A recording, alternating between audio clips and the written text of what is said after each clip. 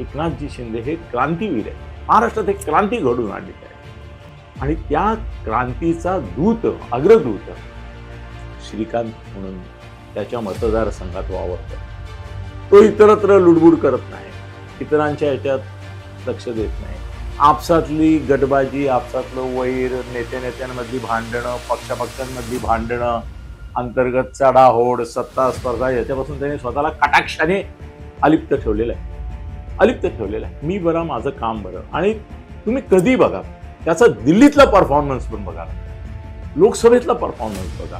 आज कल्याण डोंबिवलीकरांचे प्रश्न ज्या पोटतिडकीने, ज्या पद्धतीने अभ्यास करून श्रीकांतने विचारलेले प्रश्न हे लोकांच्या जिव्हाळ्याचे जसे असतात, तसं त्याच्या मागचा त्याचा अभ्यास, लोकांशी त्यांनी घेतलेला फीडबॅक.